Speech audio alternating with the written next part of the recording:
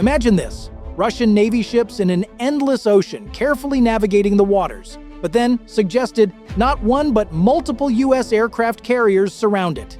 The massive silhouettes of enemy ships raise tensions. Nerves are high and anything can happen at any time because each vessel contains enough firepower for a fleet. As much as this sounds like a movie scene, it wasn't. But that's not it.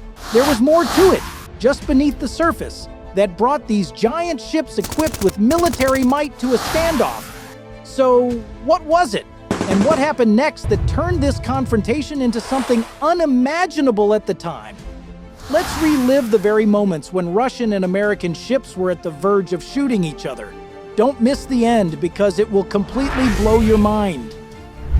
In early June 2024, 4 Russian warships crossed the Atlantic Ocean for a naval exercise and were immediately on the Pentagon's radar, considering the tense relationship between 2 of the most powerful countries on the face of the Earth.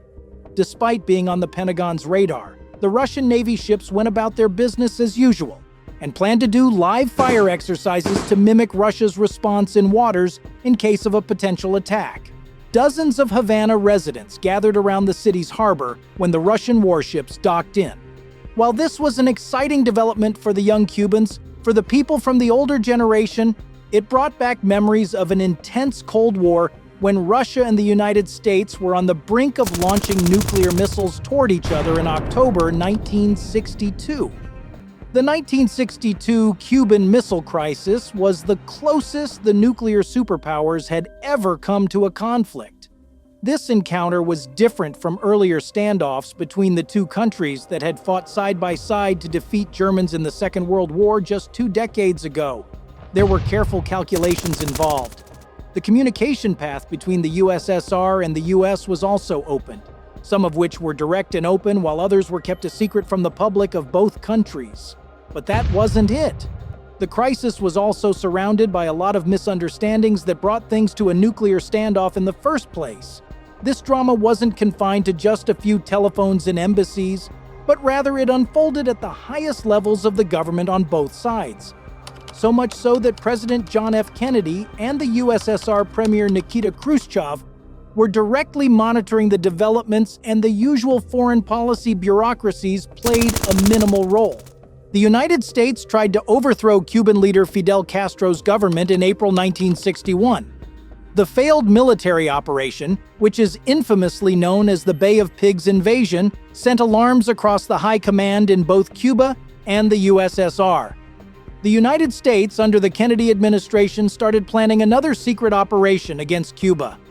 Seeing the developments in Washington, D.C. in July 1962, Soviet Premier Nikita Khrushchev and Cuban Premier Fidel Castro secretly agreed to place the Soviet nuclear missiles on Cuban soil. The purpose of this agreement was to have a deterrent against future U.S. invasion attempts against Cuba. In the late summer of 1962, the construction of these missile sites in Cuba began. The U.S. intelligence agencies also started noticing an increase in the Soviet arms in Cuba. These also include the Ilyushin Il-28 jet bombers routinely surveilling the Cuban skies. After a few weeks, on September 4th, 1962, President John F. Kennedy gave an official warning against introducing offensive weapons in Cuba. While some thought the warning would be enough to stop any potential move by the USSR, the socialist state didn't take it seriously, and on the 14th of October 1962, a little over a month after Kennedy's statement, surveillance footage by US U-2 spy plane showed the construction of medium and intermediate-range ballistic missile sites in Cuba. When the photos taken by the U-2 reached the White House the next morning, it triggered the Cuban Missile Crisis. A high-profile meeting was immediately called by President Kennedy that included his close advisors and high command of the U.S. military. The Joint Chiefs of Staff suggested that, first, an airstrike should be carried out to destroy the missile sites, and then Cuba should be invaded. The other advisors had different points of view and advised in favor of issuing strong warnings to Cuba and the USSR. As for President John F. Kennedy, he chose a different course of action. On the 2nd of October 1962, the President ordered the Navy to initiate naval quarantine of Cuba, The term quarantine was deliberately used instead of the word blockade to avoid any legal implications of the state of war. John Kennedy also sent a letter to the Soviet premier on the same day saying that transport of offensive weapons was unacceptable to the United States and also demanding the dismantling of the missile sites the USSR had built in Cuba. This letter was the first in a series of direct and indirect communications between the two global superpowers. An address to the American public was also aired on television, in which the U.S. president informed his people about the developing situation in Cuba, his decision on the naval quarantine, and the consequences for the world if the Soviets and the Cubans didn't back down. Kennedy's address was serious and repeated the famous Monroe Doctrine that any nuclear attack from Cuba against any country in the Western Hemisphere would be considered an attack by the USSR, and the United States would respond with full force. Fast forward to 2024, Vladimir Putin, the Russian president, has issued a similar warning to the United States, which highlights the serious threat that Russia's nuclear arms pose to the US and its allies. According to Putin, Russian warships have come dangerously close to what he said was a point of no return. The use of this term by Putin shows the situation is as serious as it was a few decades ago. Putin also said that the plans by Western countries to strategically defeat Russia show their recklessness. More than the content of Putin's statement, it was the timing that caught international affairs experts' attention. It came when the G7 leaders, including Joe Biden, were meeting in Italy. The agenda of this meeting included giving Ukraine financial aid using the money from confiscated Russian assets, which understandably infuriated Vladimir Putin. He said this planned action by the G7 was theft. The countries involved in decision-making will face serious consequences. However, military experts say Russia doesn't even have a proper fleet to pose any serious threats to the Western countries. This comes 2 years after everyone believed Ukraine would not be able to withstand Russian military power, but Ukraine proved all the skeptics wrong with its fierce resistance that continues in 2024 as well. Despite not having the same manpower or firepower as Russia, Ukraine has managed to push back against the Russian invasion and defend its sovereignty. One of the most formidable challenges that Ukraine faced when Russia invaded the Eastern European country was its naval might. But through international assistance and resourcefulness, Ukraine has made use of innovative strategies to challenge the Russian fleet in the Black Sea and the Sea of Azov. Ukraine has actually done better than expected of it. For example, on the 22nd of March, 2022, just a month after the Russian invasion, a Ukrainian anti-tank guided missile hit a Russian Raptor-class vessel. Just 2 days later, Saratov, a Russian Alligator-class ship that was docked in Berdyansk, Ukraine, suddenly caught fire. The responsibility for this damage to the vessel was claimed by the Ukrainian Navy, which said that short-range OTR-21 Tochka tactical ballistic missiles were used in the attack on the Russian ship. While Russia confirmed its vessel was towed from Berdyansk's port, it didn't give any details about the cause of the fire. What's even more important is the fact that this ship was one of only 3 such vessels currently in service.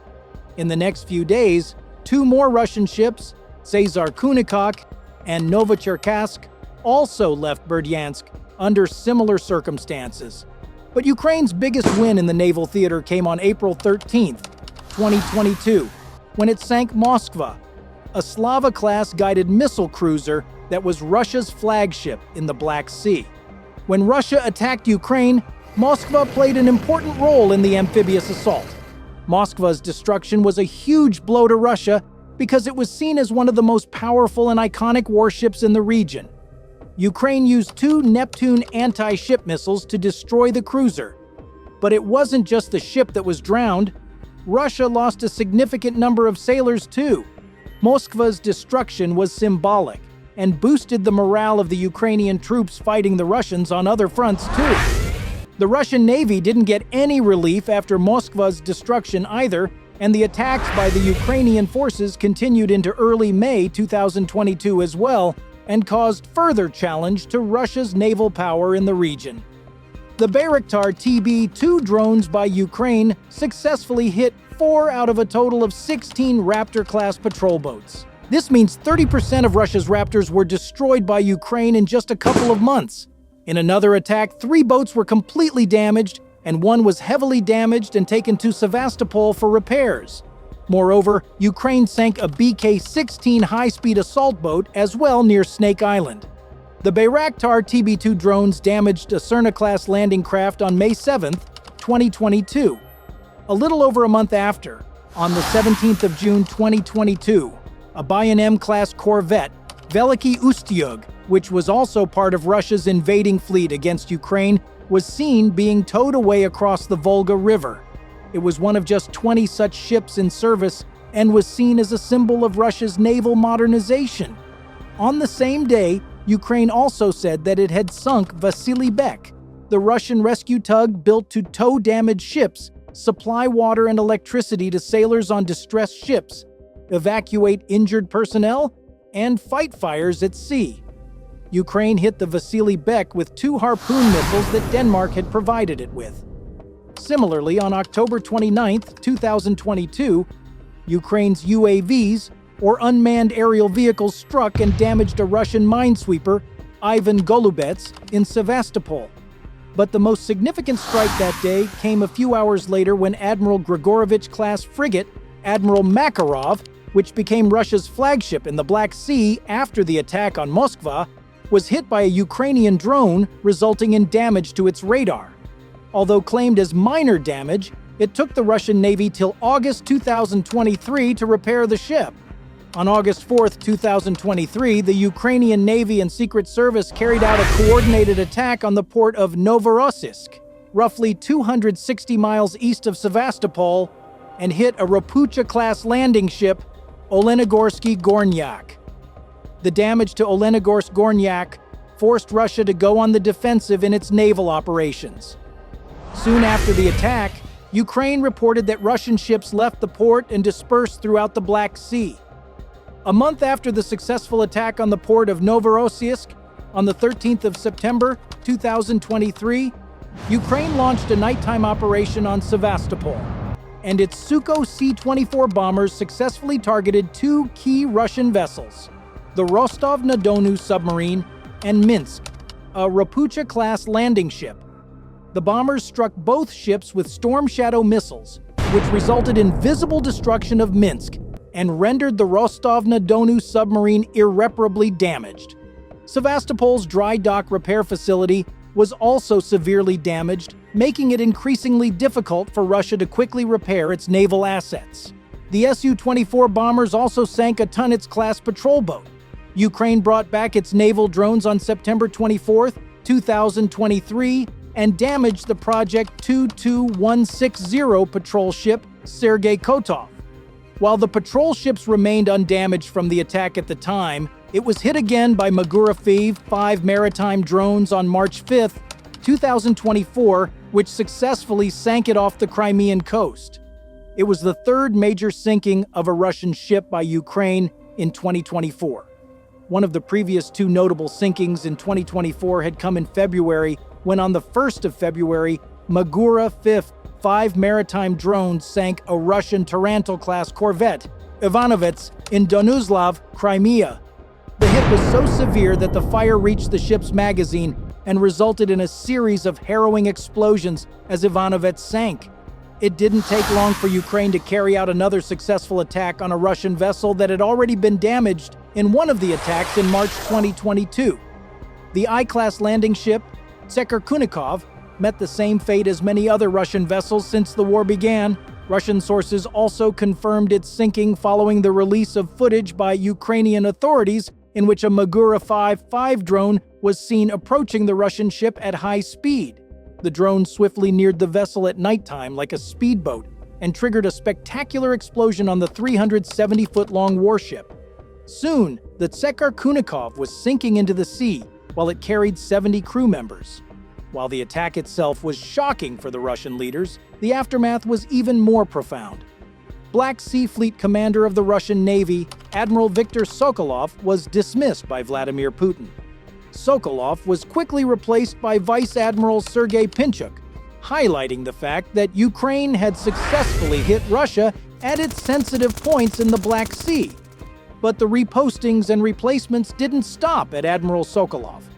Putin was so infuriated at the Russian Navy's failure to intercept Ukrainian attacks that just a month after replacing Sokolov with Pinchuk, he removed the commander-in-chief of the Russian Navy, Admiral Nikolai Yevmenov, from his post. Russia tried hard to avoid any further damage to its naval fleet at the hands of the Ukrainians, but failed.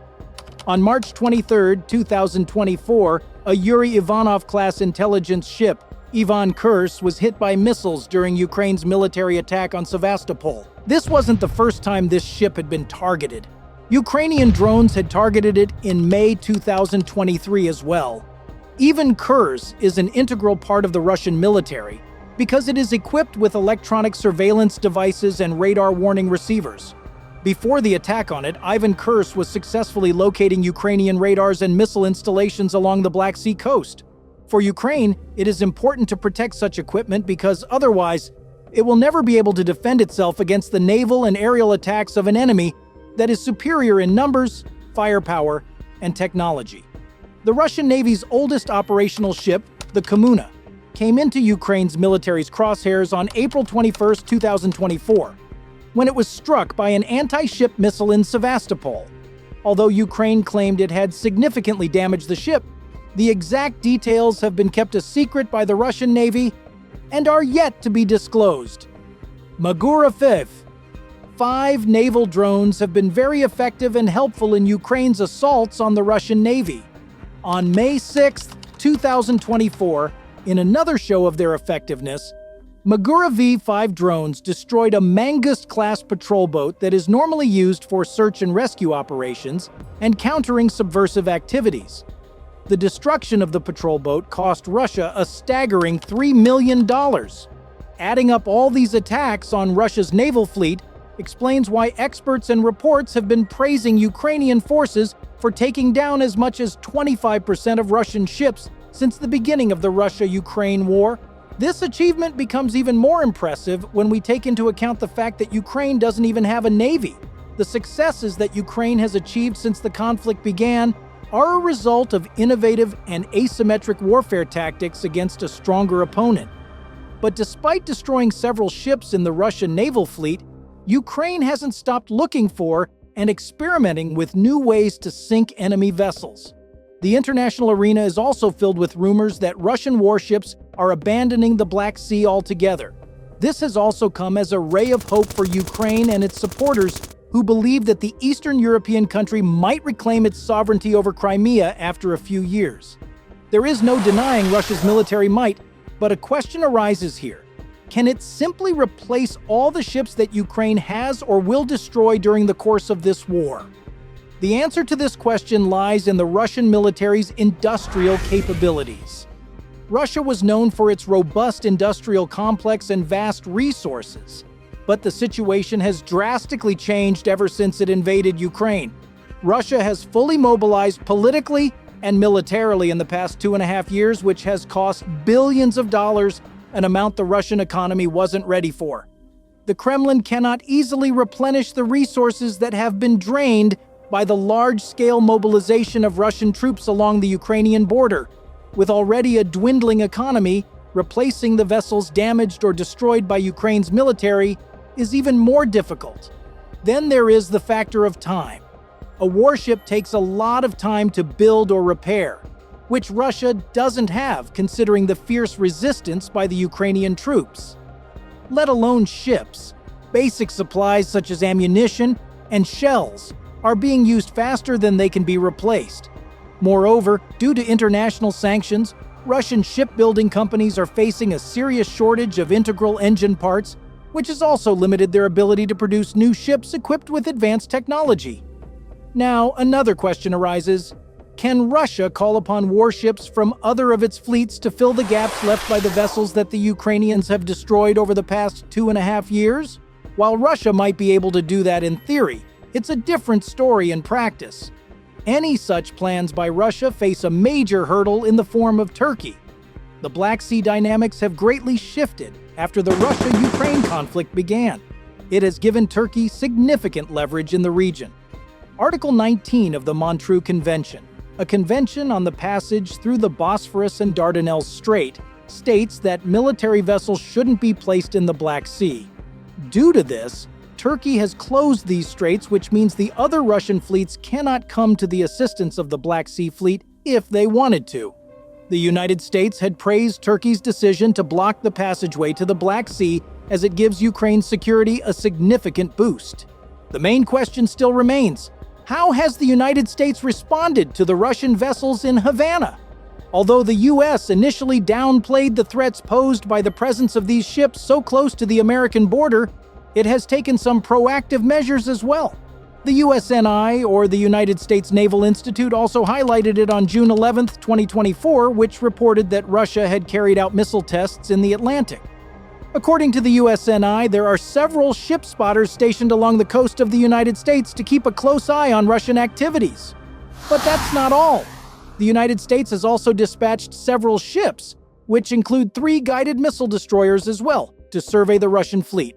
A P-8, a Poseidon anti-submarine aircraft that is specifically ordered to counter the Kazan nuclear submarine, shows a robust approach by the United States that wants to match and, in case of need, neutralize the potential threats if the Russian warships deviate from their stated training objectives.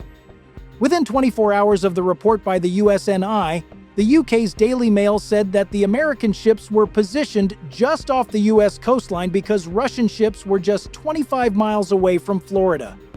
The Royal Canadian Navy also joined hands with the US Navy and deployed the HMCS Ville de Quebec, which is a Halifax-class frigate, and was intended to support the American ships in their monitoring operations. This coordination between the US and Canada also shows that America remains vigilant in carefully monitoring the situation. But what happens if Russia launches an attack or engages in aggressive actions on the US or Canadian ships during the stated naval exercises? Which scenario will unfold then? Finding an answer to this question is quite difficult because, for that, we will need to examine exactly what the Russian vessels are capable of and what resources are deployed by the United States in response. Among the 4 Russian ships, there is a rescue tug and a fleet oil tanker that only plays a supportive role and doesn't have the firepower required for direct naval combat. If a conflict arises between the United States and Russia, the likely focal point will be Admiral Gorshkov and the Kazan submarine. Admiral Gorshkov, the lead vessel of Russia's new Gorshkov-class multi-role frigates, had its construction begin in 2005 and is seen as a symbol of Russia's efforts to modernize its naval capability against a far superior American Navy. With a length of 426 feet and 200 sailors to run it, Admiral Gorshkov is equipped with formidable weapons and equipment, such as 3D air search radars. Because of its cutting-edge technology, the ship can protect incoming jets and can even intercept anti-ship missiles. But there is more to it. The arsenal includes a 130mm gun mount and a 30mm close-in weapon system to counter any aerial threats. Admiral Gorshkov is also equipped with 8 anti-missiles, Russia's SS-NX-26 Yakonts. These missiles have a range of 186 miles and are designed to keep the Russian fleet safe. They also offer a choice between the 440-pound power explosive warhead and a 555-pound semi-armor piercing warhead. Because of these capabilities, the ships are formidable against smaller ships. These improvements were further strengthened in 2002 when new features were added to the ship: imaging, infrared, and active radar secrets. The missiles in the Gorshkov can go to even Mach 2.2, which makes it extremely difficult to intercept them. But that's not the end of the story. Admiral Gorshkov also has the Medvedka 2 anti-submarine warfare system, 21 torpedo tubes, and a surface-to-air defense system, the Hurricane. The list goes on because the ship has BrahMos supersonic cruise missiles as well, which can carry a 660-pound warhead to over 180 miles. The Zircon, an anti-ship hypersonic cruise missile, is also part of Gorshkov's arsenal, which can fly as fast as 9 times the speed of sound. It has a range of 620 miles and an advanced radar system. All these weapons show one thing.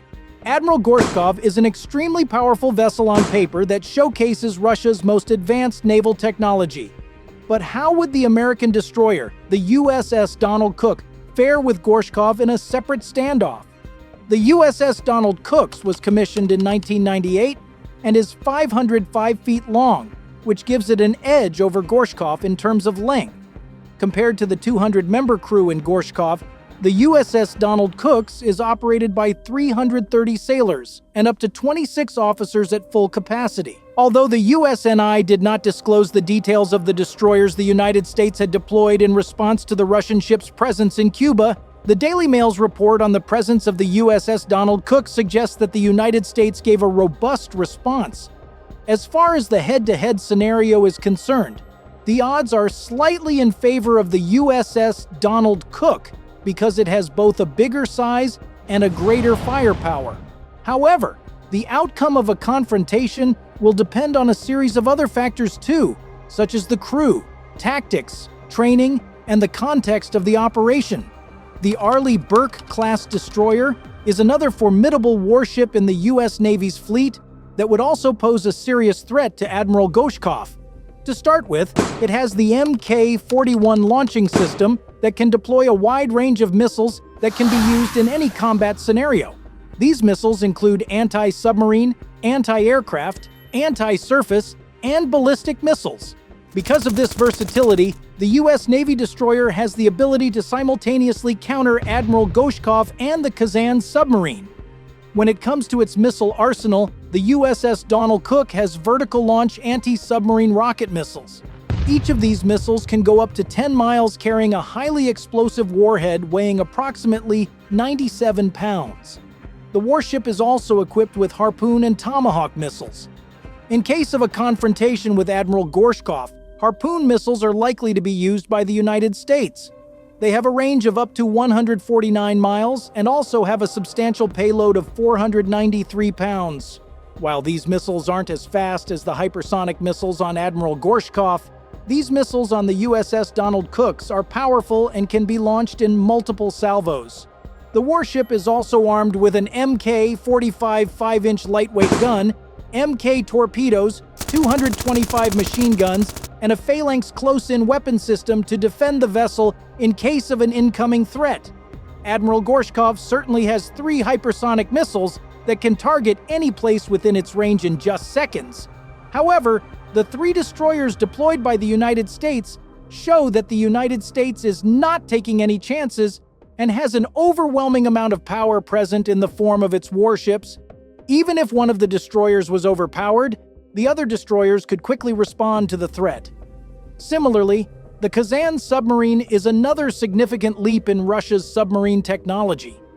Introduced in 2009, Russia has given it several upgrades, eventually making it one of the leading assets in Russia's submarine fleet. Because of its advanced capabilities, the Royal United Services Institute has described Kazan as the future of Russia's submarine force. Kazan is a nuclear-powered cruise missile submarine that can launch a number of different anti-ship and land attack missiles. These missiles include the 3 M22 hypersonic missiles, 4 P-800 Onyx anti-ship missiles, and 5 3 M54 1-caliber missiles that can go as far as 186 miles and carry a 3,461-pound warhead. There are also 10,533mm torpedo tubes for wire-guided torpedoes. The Kazan submarine is powered by a 4th-generation KTP nuclear reactor and is famous for its stealth, as it is the quietest vessel in the Russian Navy. But it is highly unlikely that the Kazan will withstand an attack by the U.S. destroyers. Similarly, the P-8A also poses a significant threat to Kazan and Admiral Gorshkov. This is why there is a common point of view that the Russian warships do not pose any serious threats to the United States. This also means that the U.S. Navy has an upper hand over the Russian Navy in case a conflict broke out between the two foes. But Putin's objectives are different, and therefore his approach is different. Russia's historical ties with Cuba are as strong as they are in the current situation. Not only defense, The two countries are also working on enhancing economic and energy cooperation. This is a clear message to the U.S. that Russia has a dependable ally that sits just a few miles from the United States and would allow Russia to use its land and water if needed.